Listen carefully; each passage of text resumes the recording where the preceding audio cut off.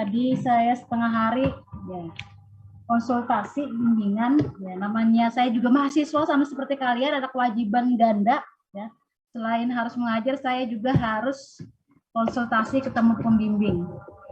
Oke, hari ini saya ingin bicara tentang bagaimana landasan hukum administrasi negara, bicara tentang bagaimana kewenangan dalam hukum administrasi negara. Jadi ada dua tema yang akan saya sampaikan kali ini. Disuruh ke kantor ya.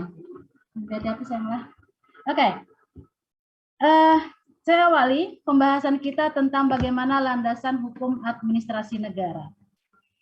Kita bicara tentang bagaimana landasan HAN ini ada 3 ya. Terkait yang pertama konsep negara hukum yang sekarang kita tengah jalankan, konsep welfare state, konsep negara hukum modern.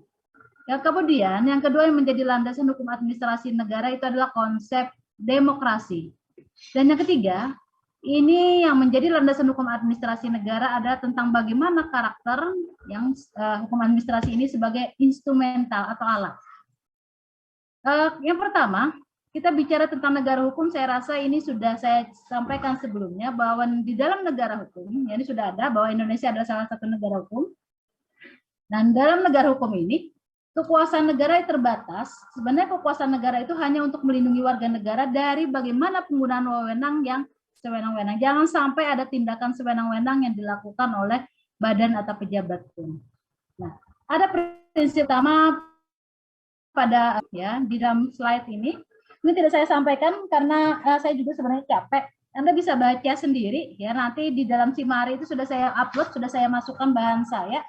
Ada kalau tidak salah 8 prinsip dasar negara hukum.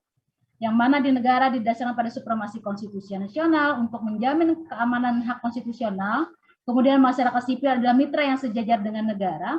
Kemudian ketika kita bicara prinsip selanjutnya adalah bagaimana pemisahan kekuasaan, di mana ada badan eksekutif, legislatif, yudikatif, yang ketiga badan itu saling membatasi dan saling check and balances antara satu sama lainnya. Kemudian juga selanjutnya kita bicara tentang 9 kalau tidak salah 9. Kita bicara tentang bagaimana badan legislatif maupun demokrasi itu sendiri terikat oleh prinsip dasar yang terkandung di dalam hak konstitusional. Ya.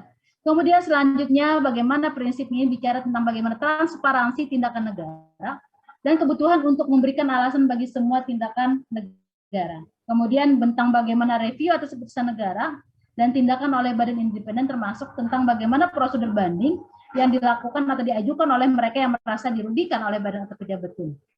Nah, kemudian selanjutnya bicara tentang hierarki hukum dan tuntutan kejelasan dan juga persoalan tentang bagaimana kepastian hukum. Nah, yang ke-8 itu bicara bagaimana kehandalan tindakan negara, bagaimana perlindungan keputusan sebelumnya yang dibuat dengan itikat baik terhadap tindakan negara. Adanya larangan efek dari asas retroaktif, asas yang berlaku surut. Kemudian ada prinsip proporsionalitas dari tindakan pemerintahan. Semua ini ada di dalam slide ya. Nanti Anda bisa baca sendiri untuk lebih jelasnya. Nah, saya juga mencoba mengutip pendapat dari Frans Magnus Suseno, walaupun sebelumnya kita sudah ada bicara banyak sekali, kita sudah membahas tentang bagaimana konsep negara hukum. Ini karena bicara tentang bagaimana landasan, mau kita terulang lagi bicara ini. Ada kekuasaan dijalankan sesuai dengan hukum positif yang berlaku. Kemudian cirinya ada kegiatan negara berada di bawah kontrol kekuasaan kehakiman yang efektif. Yang ketiga bicara tentang bagaimana sebuah undang-undang dasar yang menjamin hak-hak asasi manusia.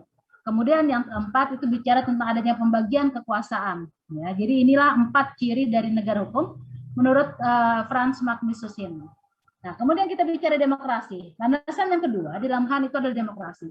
Yang mana dalam hal ini masyarakat sebenarnya diikutsertakan dalam pelaksanaan pemerintahan secara yuridis.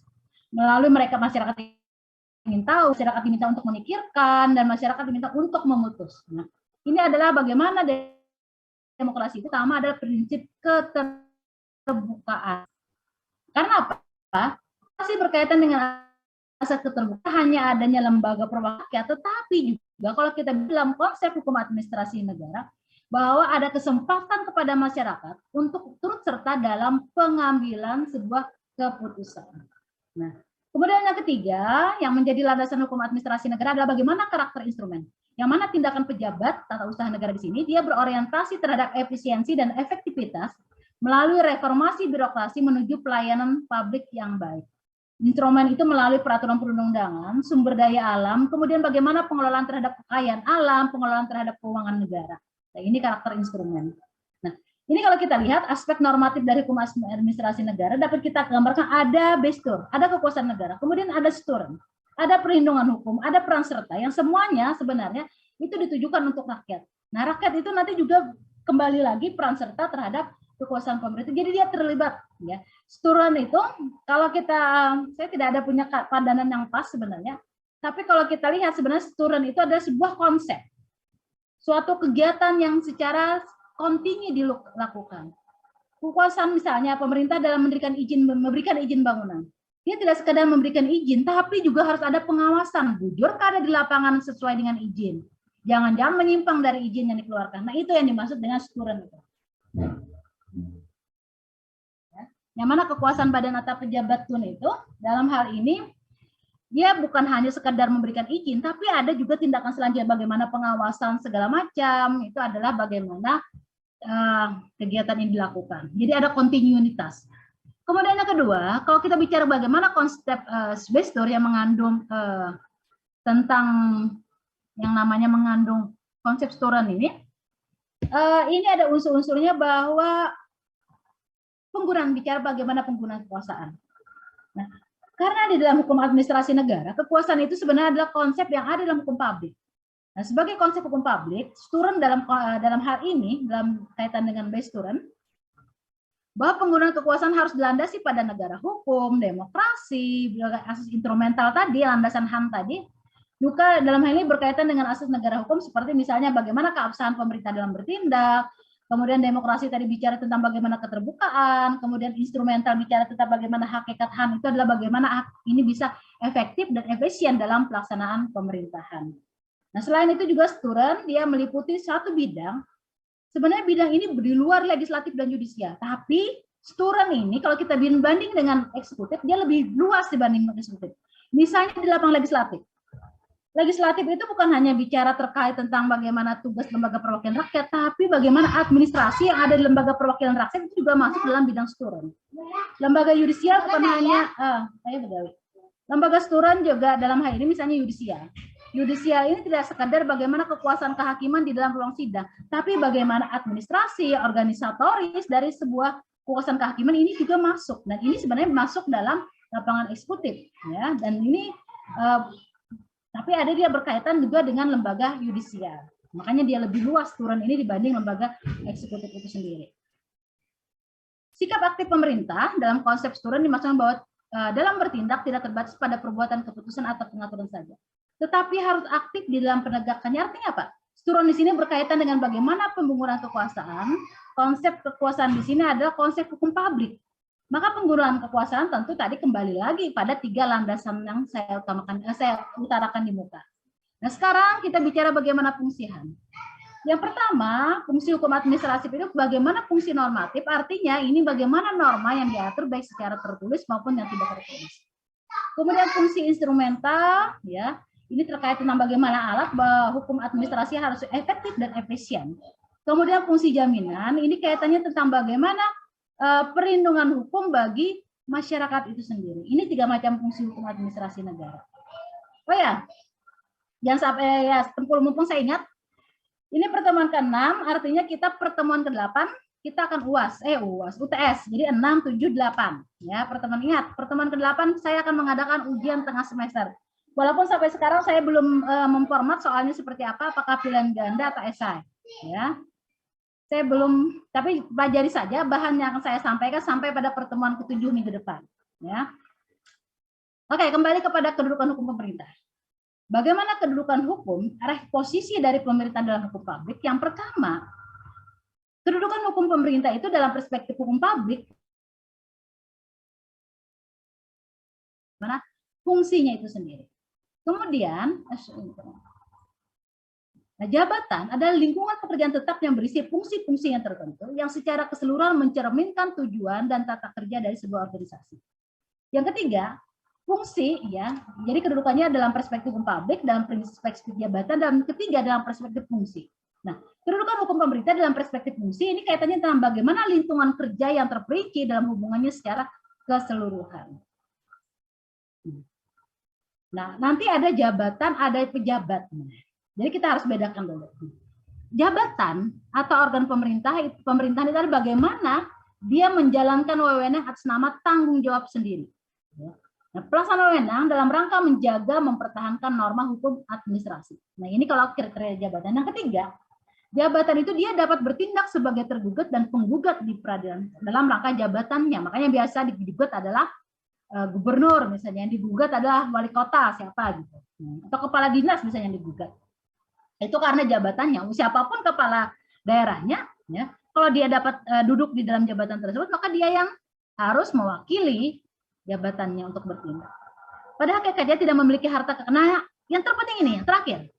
Kriteria jabatan itu tidak memiliki harta kekayaannya sendiri. Ya. Jabatan bupati, dalam hal ini organ dari badan hukum yang ada di kabupaten misalnya, dia nggak punya harta kekayaan, nggak ada harta kekayaan bupati. Tapi dalam kaitan pelaksanaannya, nah ini, terkadang dengan jabatan yang dia punya sebagai bupati, sebagai kepala daerah, sebagai kepala dinas yang akhirnya ya ada penyalahgunaan wewenang dengan memperkaya diri sendiri melalui jabatan yang dia punya. Jadi bukan karena jabatannya, tapi karena dia menggunakan wewenang yang tidak sesuai dengan kewenangan yang seharusnya, sehingga memperkaya diri sendiri. Jadi jabatan itu nggak ada uangnya sebenarnya, ya, nggak ada uangnya Kak. Tapi yang terjadi, ya, supaya kaya biasanya yang sering terjadi, makanya yang menyalahgunakan wewenang siapa? Yang melakukan korupsi siapa? Nggak ada orang kecil. Ya, nggak ada orang kecil yang melakukan korupsi. Yang melakukan korupsi itu kebanyakan karena dia punya jabatan tadi. Padahal jabatan nggak ada uangnya, tapi karena dia menyalahgunakan jabatan tersebut untuk mengeruk sebesar-besarnya uang untuk pribadi. Dia harus diingat itu. Nah, jabatan sendiri adalah organ pemerintah yang diletakkan adanya hak dan kewajiban. Jadi dalam jabatan itu haknya apa, kewajibannya apa. Misalnya haknya mendapat gajinya pun tidak banyak biasanya. Ada nominal-nominal tertentu. Ya, tidak sampai misalnya 1 bulan gajinya 100 M, nggak mungkin. Tapi saya tidak tahu kenapa orang menjadi kepala daerah berbondong-bondong padahal gajinya masih lumayan kecil. Ya, presiden aja kecil. Cuman ya itu. Di luar itu yang membuat orang akhirnya, di luar jabatannya itu, ya faktor X-nya itu yang membuat orang akhirnya tergiur berbondong-bondong untuk duduk dalam jabatan tersebut. Karena kalau jabatannya sudah ada tunjangan, seperti misalnya pejabat eselon 3. Pejabat eselon 3 yang golongan 4 tunjangannya cuma 1.260.000. Pejabat eselon 3 1.260.000, ya. Kalau kita lihat ini ya cuma sedikit, cuma 1.200.000, tapi ya ada faktor-faktor lain sehingga akhirnya prestise tadi. Ya. Jadi kalau orang bekerja sesuai dengan tupoksinya, ya nggak mungkin kaya, tapi kecuali ada penyalahgunaan tadi. Ini yang bisa membuat orang menjadi ya kaya tadi, karena dia menyalahgunakan kekuasaannya. Ya, tapi ada satu yang saya tertarik, sebenarnya membuat kaya itu bukan gaji, tapi bagaimana kita menggunakan uang tersebut. Ya, kalau memang dia hemat, ya, makan yang biasa 3 kali sehari, makan jadi sekali sehari, ya siapa tahu. Ya, barang-barang yang barang biasa, barang yang tidak bermerek, hingga akhirnya banyak kekayaannya, siapa tahu. Tapi ya, terkadang kalau orang kaya itu gaya hidupnya juga beda. Pakaian-pakaian yang digunakan juga beda. Nah, ini jadi persoalan itu. Kalau jabatan yang dia itu sesuai aja, ya, ibaratnya tidak melakukan penyalahgunaan tidak masalah. Nah, yang jadi masalah ini kalau ada penyalahgunaan ini, ya ini yang payah. Ya. Kemudian selanjutnya jabatan dia tidak dapat bertindak sendiri. Artinya jabatan itu tidak dapat melakukan apa, makanya perlu pejabat yang mewakili jabatan yang diemban itu. Jabatan dapat melakukan perbuatan hukum melalui perwakilan, yaitu melalui pejabat yang menjabat atau menduduki jabatan tersebut. Jadi pemilik wewenang adalah jabatan, sedangkan pejabat hanya menjalankan tugas dan wewenang karena pejabat tidak memiliki wewenang. Ini perbedaan jabatan dan pejabat. Ya. Dia memiliki kedudukan hukum yang berbeda dan diatur dalam hukum yang berbeda. Perbedaan yang kedua, jabatan diatur dengan hukum tata negara dan hukum administrasi, sedangkan kalau pejabat diatur dengan hukum kepegawaian. Nah, kemudian pejabat menampilkan dirinya pada 2 kepribadian, yaitu selaku pribadi dan personifikasi dari organ, sehingga ia tunduk pada hukum kepegawaian, tetapi juga tunduk pada hukum keperdataan dalam kapasitasnya sebagai individu dan pribadi. Nah, ini kemudian sumber kewenangan, ada atribusi, delegasi, dan mandat. Ya, ada 3 ini. Yang pertama kita bicara tentang atribusi.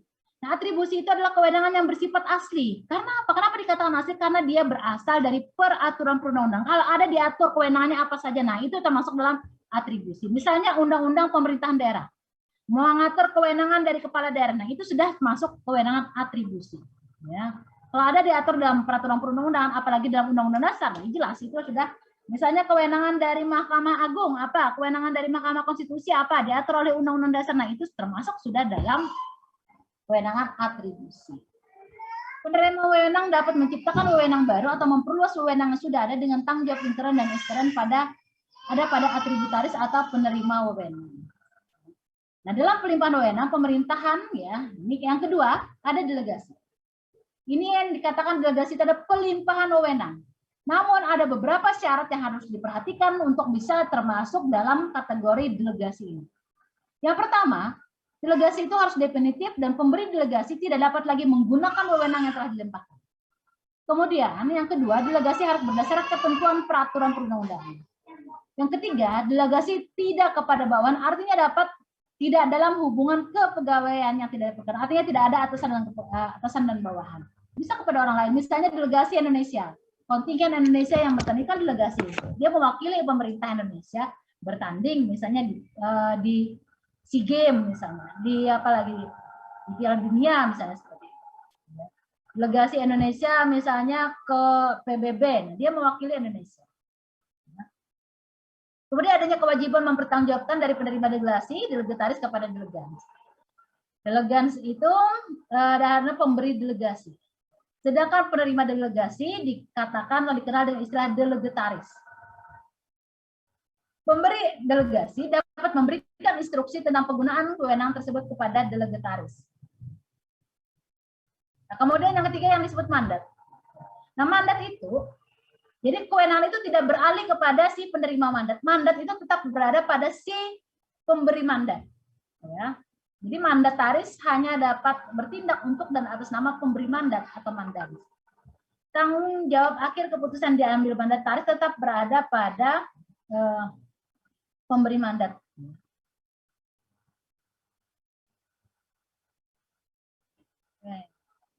Kemudian ini perbedaan dari delegasi dan mandat. Kalau atribusi jelas karena kewenangan asli dari undang-undang. Nah, yang agak sulit memang delegasi dan mandat ini.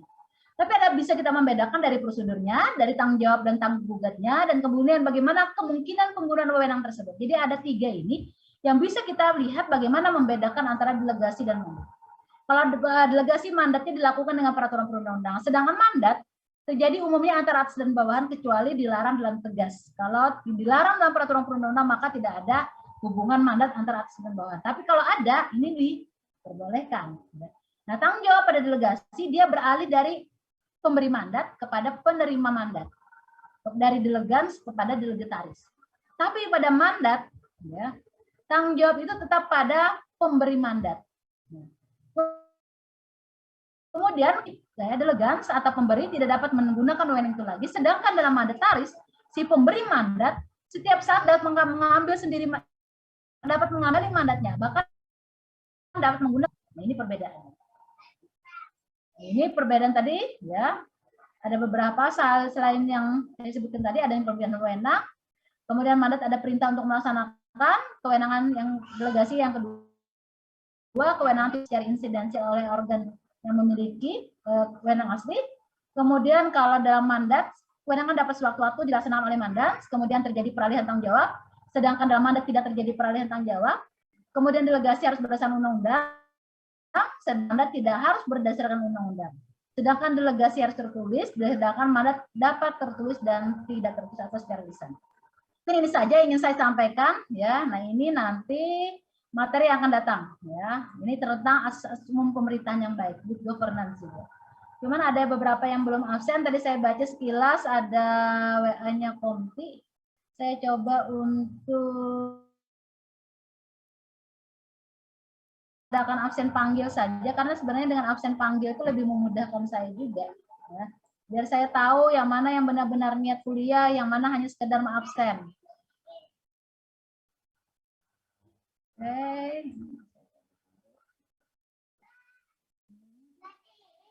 Kanan dulu nah. Nah inilah anak saya segala macam padahal lagi mengajar. Inilah ibu rumah tangga. Hari Selasa, oke.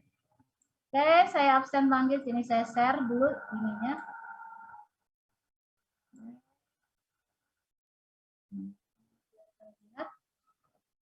Ada 39 saja yang baru bisa mengisi absen karena waktunya habis. Oke. Ahmad P. Saripki. Hadir, Bu. Denis Anton Sampe. Hadir, Bu. Muhammad Fatahil Akbar. Hadir, Bu. Sebentar. Muhammad Fatahil Akbar hadir. Sebentar. Saya akan mengunci ruang Zoom. Ini saya lihat 55, ada 54 ya. Oke.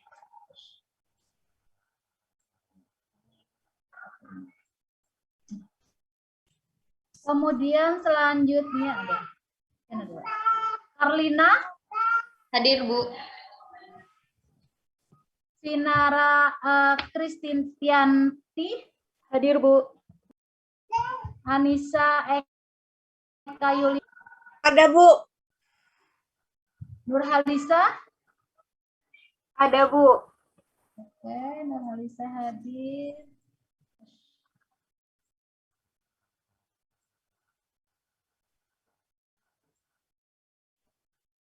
Nabila Anissa Khairani. Hadir, Bu. Muhammad Farios Fasya. Hadir, Bu. Muhammad Nur Aldi. Hadir, Bu. Doni Erlangga. Hadir, Bu. Hadir, Bu. Muhammad Ribi Safari. Sorry. Hadir, Bu. Muhammad Patra Ramadan. Hadir, Bu. Muhammad Jakwan Nova. Hadir, Bu. Chandra Kustiono. Hadir, Bu. Labib Adiluhung. Hadir, Bu. Preti Siti Fatima. Hadir, Bu. Preti Siti Fatima. Gloria Stefana Kasehu. Hadir, Bu. Nur Fadila. Hadir, Bu. Indi Resti Adela. Hadir, Bu. Tivana Jawa Ananda. Hadir, Bu. Nabila Gulset. Hadir, Bu. Nur Anissa. Hadir, Bu. Aimi Salsabila. Hadir, Bu. Talita Chelsea Novarianda. Hadir, Bu. Raisa Nurwidiawati. Hadir, Bu. Oke, Raisa.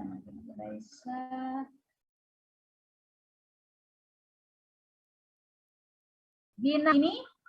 Hadir, Bu. Julpa Askia. Hadir, Bu. Ajra Widya Fazrina. Hadir, Bu. Salsabila Aisyah Nurdin. Hadir, Bu. Putri Jri. Hadir, Bu. Regina Evangeline Asi Binti. Hadir, Bu. Desi Purnamasari. Hadir, Bu. Oke, kemudian selanjutnya Khaifa Khalisa. Hadir, Bu. Nah, Hadir, Bu. oke, kemudian ada lagi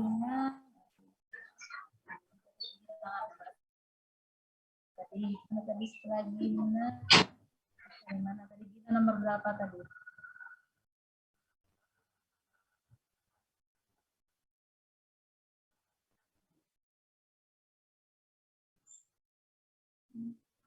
Gloria sudah, Nur Fadila, Indi Resti Adila sudah, Tivana, Nabila, Nur Anissa, Aini, Talita sudah, Raisa, Gina Ramadini sudah, Julpa Askia.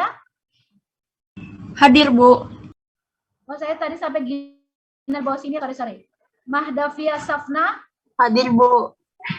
Rona Lulu Azahra. Hadir, Bu. Hadir, Bu. Muhammad Ridho Alfala. Hadir, Bu. Hadir, Bu. Oke, Ramadan. Nabel Jaki Muhammad Taib. Hadir, Bu. Gilang Rizky Ramadan, Ada, Bu, ada. Zaini Fahmi, Hadir. Zaini Fahmi, Hadir, Bu. Muhammad Fikri Maulana Haikal,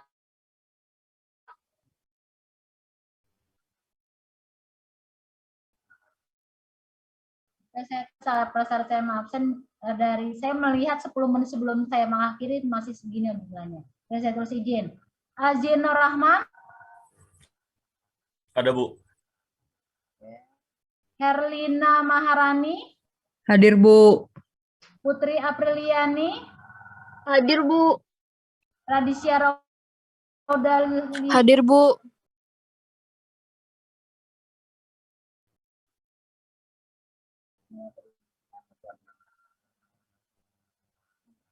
terganggu di tempat saya muncul ada yang menghalangi, makanya agak-agak.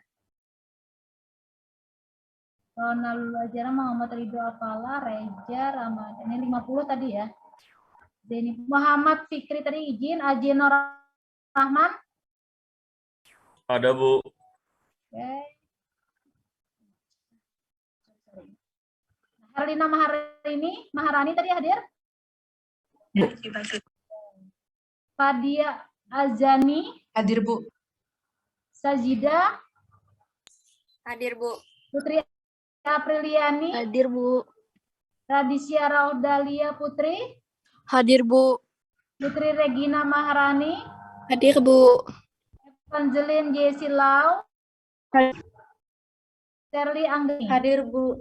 Oke, berarti yang tidak hadir cuma satu.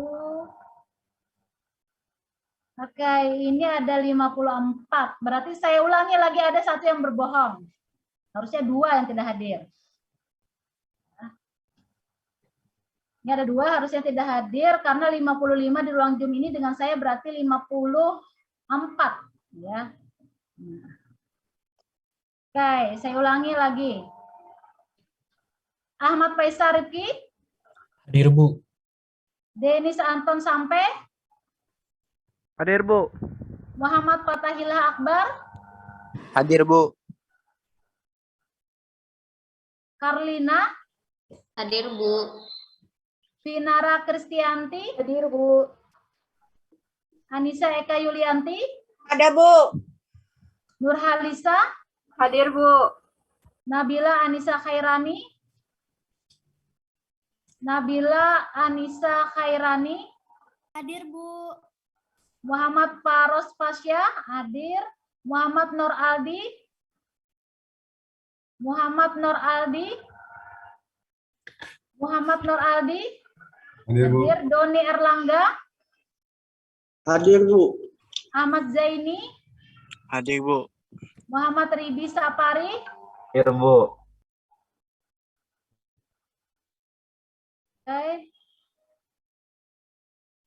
Oke, berarti Leli yang tidak terabsen adalah ini yang dianggap itu terlewat. Oke, Kompi ada memberitahukan mana Leli nomor berapa? Leli Hasliana izin. Coba mencari nama Leli. Tolong bantu saya ini karena di tempat saya ada yang menghalangi ini. Leli nomor berapa? Doni Erlangga, Ahmad Zaini, Muhammad Ribi Sapari, Muhammad Doni Erlangga, Ahmad Zaini, Muhammad Ribi, Muhammad Dakon, lalu Preti, Nur Fadila, Indri Tifana, Nabila, Nur Anissa, Talita, Raisa, Gina Rahmadini, Zulfa, Salsabila, Putri Jelita, Regina, Taifa, Gina, Mahdafia, Rona, Reja, Nabil, Gilang, siapa lagi? Nah, ini katanya tadi Komti ada WA. Mana? Kata Komti Leli Hasliana. Oh, itu bukan, itu ada yang izin. Oke, saya ulangi lagi berarti. Beda kelas ternyata, ada yang WA masuk. Oke, saya coba sekali lagi. Ini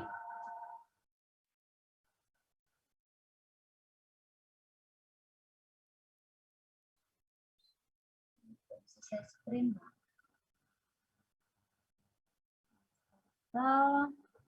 Ini ada yang tidak jujur satu orang. Ya.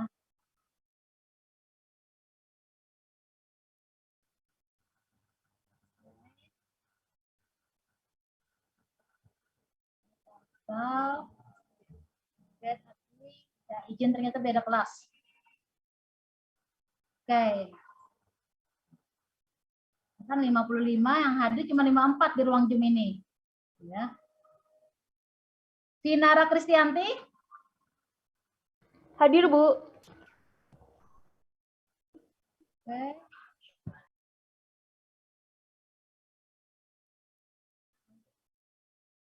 Ada kesulitan mengidentifikasi.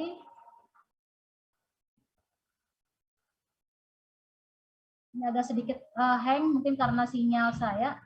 Saya penasaran ada satu orang yang bilang hadir tapi ternyata namanya ini tidak ada di dalam daftar hadir saya. Ada dalam daftar yang saya tahu cuma 54 yang hadir. Ya. Tapi ini ada satu yang menurut saya. Ya. Oke. Anissa Eka Yulianti hadir. Nurhalisa? Hadir, Bu. Nabila Anissa Khairani? Hadir, Bu. Muhammad Faros Fasya tadi ada. Muhammad Nur Aldi? Hadir, Bu. Doni Erlangga? Hadir, Bu. Ahmad Zaini? Hadir, Bu. Muhammad Ribi Sapari? Muhammad Hadir, Ribi Bu. Sapari? Mana Muhammad Ribi Sapari hadir? Hadir, Bu. Muhammad Fatra Ramadan? Hadir, Bu. Muhammad Jakwan Naufal? Hadir, Bu. Chandra Kustiono? Hadir, Bu. Oke, selanjutnya Labib Adiluhung? Hadir, Bu. Preti Siti Fatimah? Hadir, Bu. Gloria Stefana Kasehung? Hadir, Bu. Nur Fadila? Hadir, Bu. Indi Resti Adela? Hadir, Bu.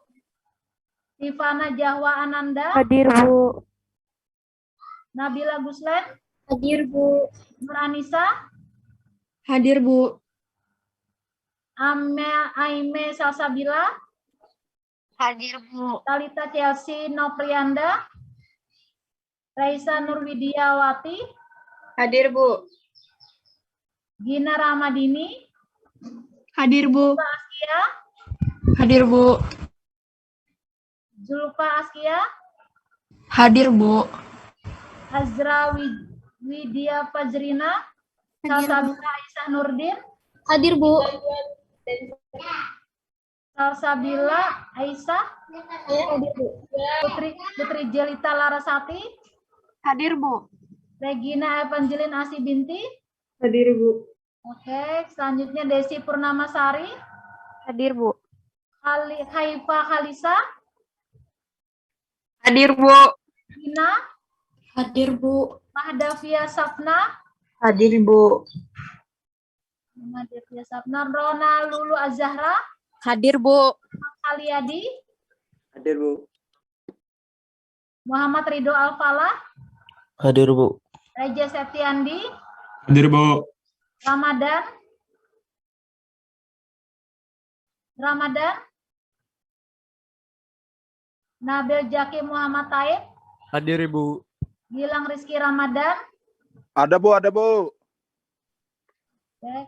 Zaini Fahmi? Hadir, Bu. Muhammad Fikri Maulana Haikal, izin. Azinur Rahman? Ada, Bu. Ada. Karina Maharani? Hadir, Bu. Herlina?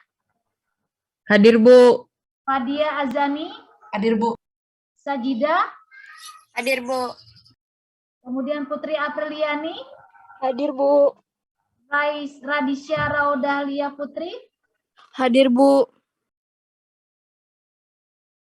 Putri Regina Maharani? Hadir, Bu. Evangeli Jesilau? Hadir, Bu. Salwa Salsabila? Salwa Salsabila Nur Hafiza? Salwa Salsabila tidak ada. Nah, ketahuan satu orang. Sherly Anggraini? Hadir, Bu. Yang tidak ada Salwa, Salsabila, Nurha, Fiza. Oke, demikian kuliah kita hari ini. Saya sudah ketemu satu orang, ya. Ini saya harus sesuai dengan jumlah yang ada. Demikianlah saya akhiri sampai di sini. Wassalamualaikum warahmatullahi wabarakatuh.